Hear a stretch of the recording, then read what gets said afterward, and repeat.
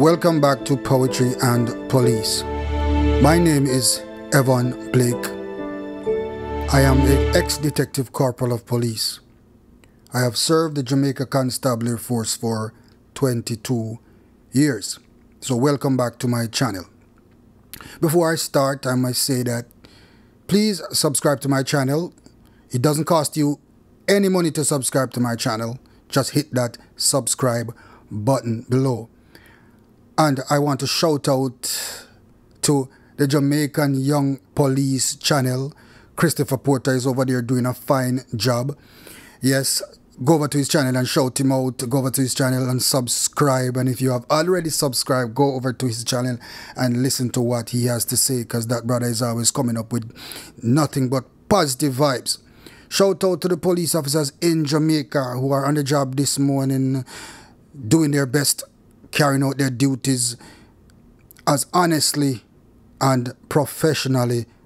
Yes, that's how we were trained to do it. So please do that. Citizens of Jamaica, big up on yourself. I know some of you are in some crime-infested areas where a murder is outside your door right now, or a shooting is outside your door. But stay safe. Stay safe and pray. Hope and pray that Jamaica one day might be a better place, that we might have a police department and a government that can finally put a stop to all the crime and, I must say, suffering that is happening in Jamaica because of these undesirable boys who walking up and down with gun on the streets every day. No, I did a video the other day called Take Back the Country from the Criminals. So let us do a continuation of that video then, because this is a new thing. This is a thing that we should all Jamaicans, whether we are abroad or whether we are still in Jamaica, living in that fear and living in that embarrassment of a country because of all these murders. Let us continue on that trail to help Jamaica to be a better place, to see how can we find ways and means, or how can the government, along with the police department in Jamaica, find better ways of slowing down the crime in Jamaica. We know that it won't stop overnight, but at least we can slow down the crime in Jamaica by implementing something, because something has to give. Something has to be put in place in order for Jamaica's crime problem to be once and for all slow down or come to some stop. We know that every country in the world has crimes, but my God, for a small country, Jamaica's crime problem is far outweighs the larger countries anywhere in the world. First of all, let me tell you this. Some people might say that crime and violence is hard to control in Jamaica, because we are talking about Jamaica. But I don't believe crime and violence is hard to control in Jamaica. It all depends on how you police Jamaica, or how you put strategies in place to police Jamaica. First of all, if you need crime to deplete in Jamaica, crime is not going to stop in any country, especially Jamaica. But if you need crime to slow down Jamaica, the first thing that you have to do as a government and as a police department is start implementing new laws, or change some of them old laws they want to have for a long time when I'm going away, bridging. You saw me, I say, we used to have the Vagrancy Act, the Vagrancy Act. Nobody don't really act up on the Vagrancy Act anymore like that. To take off some little loafs that's off of the street and stuff like that. You know what I mean? So we need to put some laws into place. Some laws into place to govern the people some more. So we have a Suppression of Crime Act. So people are being suppressed every day, brethren. We need to suppress them boy up on the street, every street corner. But in order to do that, what we have to do? We have to flood the street with police. Secondly, we have to flood the street with cameras, brethren. Now, modern time, camera for the on the street to help fight crime. Because I know that with the cameras implemented on the streets and every street light, let me tell you something, crime must slow down in Jamaica. Must slow down in Jamaica with the implementations of cameras. Because let me tell you something. Speaking of experience, I used to be the SOIC in charge of Seaview guarded CIB at one point in my career. And let me tell you something, that any Hunts Bay police can tell you this, or St. Andrew South police can tell you this, that when I was stationed in Seaview Gardens, the crime level in Seaview Gardens went down to an all-time low. And before we went to Seaview Gardens, Seaview Gardens was one of the most violent communities in the St. Andrew South division. And I managed to control Seaview Gardens, Riverton City, and Kalalobed. How did I do that? one detective corporal of police with 2 constables, or sometime 1 constables. How did I manage to control crime in Seaview Gardens, Riverton City, and Kalalubed? It is simple. Study the crime pattern. We did not have the equipment that we needed, but what I did was put things in place, put patrols in place to prevent crime from happening in Seaview Gardens and suppress the street with frequent patrols, a matter of fact, all-night patrol, because you have to study the crime and realize what happens at what time. Most murders happen between 7 and 11 or 12 in the night. May I tell you that? Study the statistics and you will see that most murders happen at those times, or sometimes early morning, probably 6, 7, because boy have to sleep.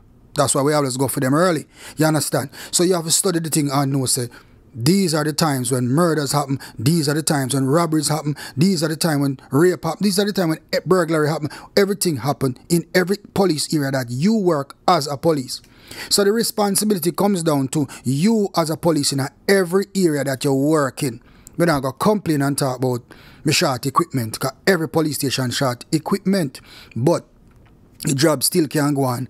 We need the equipment, but at the same time, you can't use that as excuse. You have to police your area, brethren, non-stop. And in order to police your area non-stop, you have to be uncorrupted.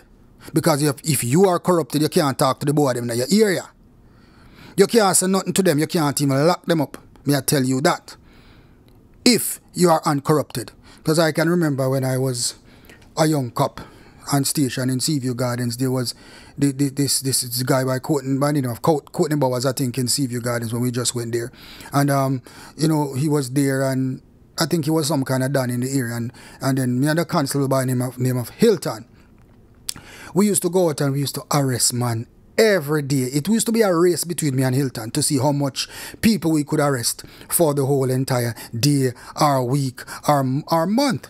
It was a competition between me and Hilton. Lock up man for everything, from ganja to knife to everything that you can ask any police in the St. Andrew South Division. That was me and Constable Hilton and I.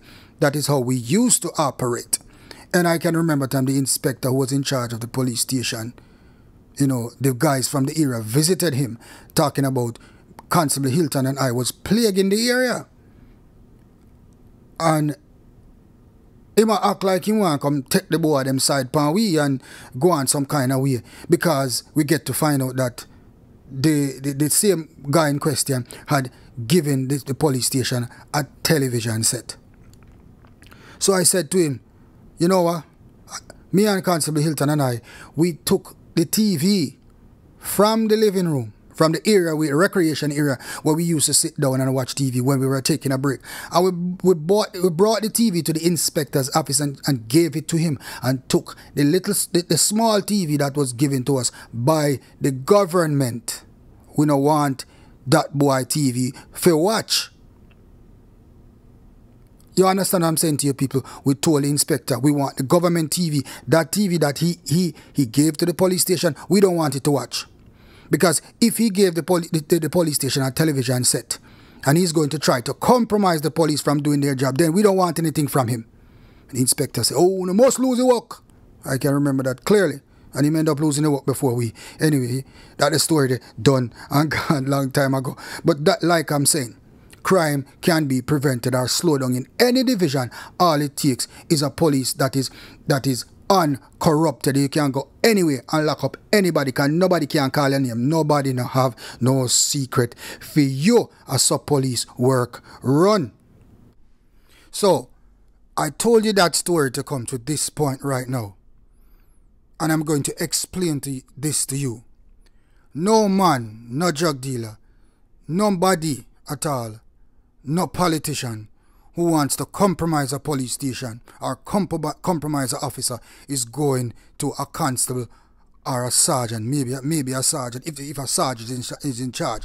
But what I'm saying to you is that whosoever that person is who wants to compromise somebody at the station to help him to release people and do stuff for him, it has to be a senior person. Most of the time, it's always the senior person in charge of the station. If it's a sergeant, that's the person. If it's an inspector, that's the person. If it's a superintendent, that's the person. I tell you that because that man is not going to a constable. A constable can't help him because the constable would have to go to the corporal, the sergeant, or the inspector or the superintendent for him, and he does not want that. He wants straight contact with a person in charge who can actually do stuff for him. So that is where the compromise starts. So I am trying to explain to you that the compromising of police officers at the station level is not with the smaller rank officers. It's always with the higher level ranking officers, whether it's be politically or drug dealers or gang members or whatever. They are going to the senior officers at the station. Constable can't help them. Small rank can't help them. I am telling you this. That is how it works. So, what we need to do to get corruption out of the police department? How are we going to do it? Get rid of some of the senior officers who are already corrupted and get some new ones in? Because what they are doing now, I see they are taking people from the universities, but at the same time, they might not be as corrupted as the ones who are here. But most of the time, they don't know their head from them foot. They know nothing about policing, so they comes in and they makes it worst. Because that is what is happening in the Jamaica Constabulary Force these days. Because all of these degree persons are coming in, they do not know the first thing in policing, and that is one of the reasons why we have so much crime problems in Jamaica too, because we have so much people that are in charge who does not know what to do, and then the ones who know what to do or might know what to do, they are so corrupted that they are not doing what they need to do, and that's why I feel sorry for Jamaica. But we are not giving up on Jamaica. I am not giving up on Jamaica. And if I was still a police officer in Jamaica, I would be still running the streets and trying to hold down my area as much as I can. And like I said before, for we to put a dent in crime, we have to have dedicated and trustworthy policemen and women who are willing to sacrifice the big life, sacrifice the money they might get around the corner by not taking it, but and doing their job as honest as they can with integrity, so that the organization will survive this drama. Because trust me, this is drama, and everything is always dropped at the feet of the police. They blame the crime situation on the police, when the Prime Minister himself does not know the first thing in fighting crime, and none of his officers that he puts in place knows anything about fighting crime. The problem is crime is the biggest problem in Jamaica, and none of these leaders have the solution for it. As a matter of fact, even if they had the solution, they would not offer the solution for it, because crime pays and they are benefiting from crime. Because just as how the politicians are compromised by the businessmen and the drug dealers and the gangsters, they in turn compromises the senior officers of the Jamaica Constabulary Force, and it goes down the ladder, sometimes to constables, because they form a clique and they take you inside of that clique, and you are now untouchable, promoted and untouchable. And the man out there who is killing himself, not taking any money from anybody, does not have a clique, does not have a godfather, is not promoted until he decides to leave the organization.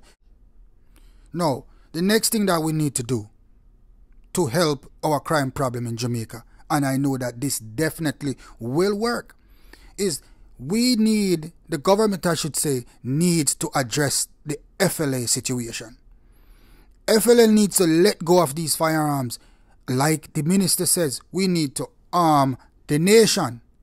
The nation needs to be armed. Once a man is of a certain age, maybe 21 years old or older, without a conviction, and has a job and the criteria, then that man must be issued with a firearm upon application, and it must not take too long either, because FLA is drawing out these applications too long and are refusing to give people firearms, stating that they don't see any reason for them to have firearms.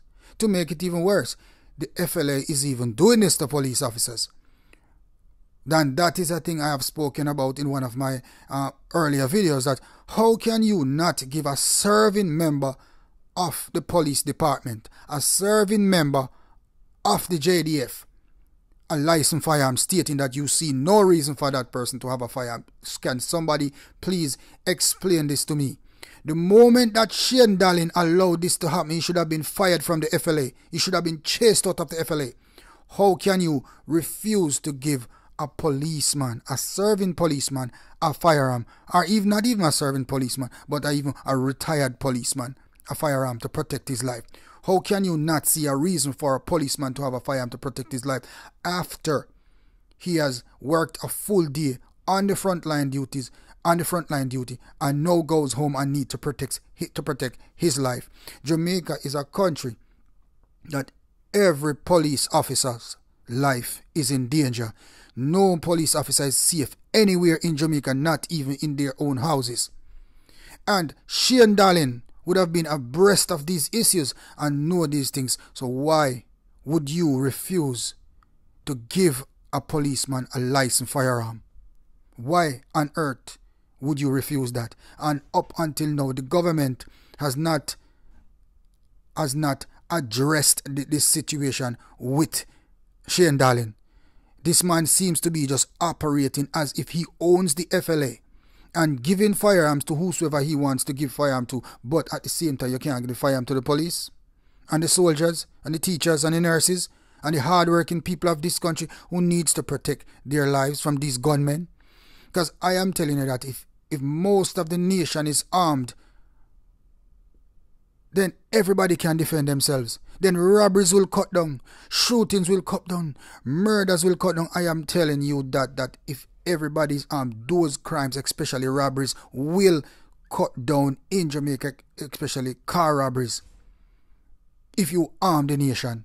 So this is what the government needs to move to as soon as possible. Arm the nation, remove Shane Dallin from the FLA, revamp, restructure the FLA and give it back to the police. Give the FLA back to responsible police officers. It will not be on every station like it used to be, but it must be a part of the police department, a central area like how the FLA have an area, a central area, because there's a whole lot of free buildings, even by the old passport office where the narcotics department is. That is what you are to do, Mr. Prime Minister. You need to get rid of Shane Dallin and you need to arm your people, or allow your people to arm and defend themselves. And I am telling you, Prime Minister, that by doing this, you will see a drastic reduction in crime and violence in Jamaica, especially gun crimes. So, Mr. Prime Minister, I am addressing you right now that moving forward, the only way that we can help Jamaica's crime problem is by spending money, is by investing money in the police department.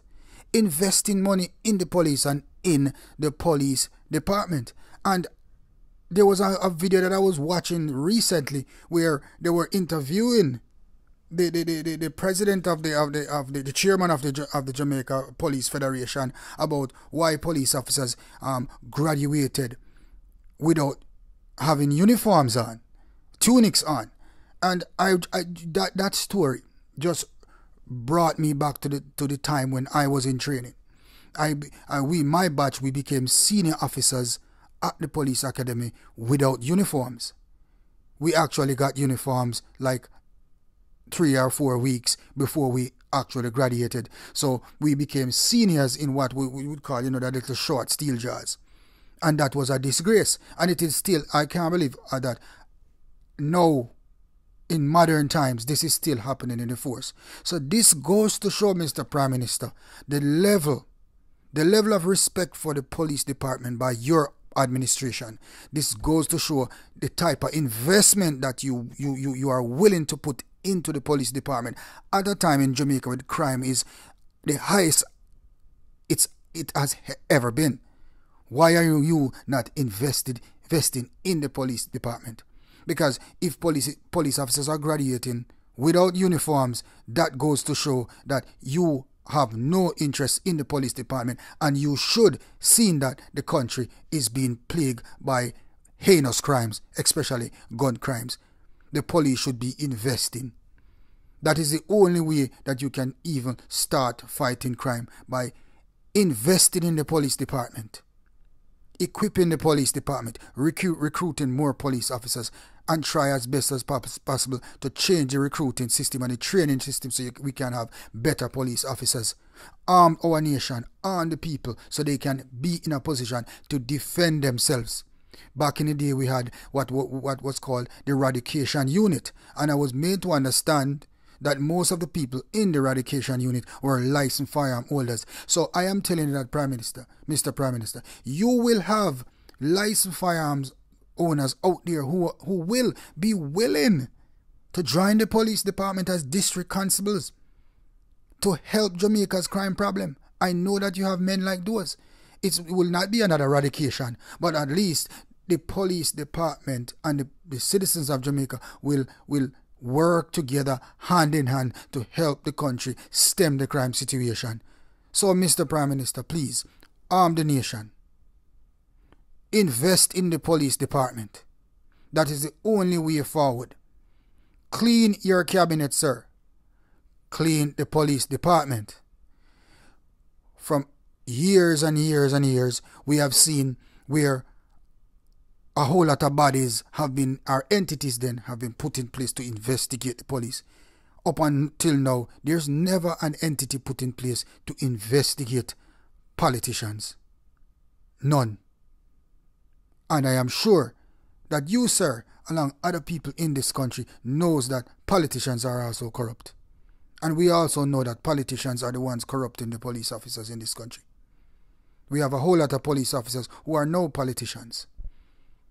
Because what? They compromise their whole career just to join politics after they leave the police department.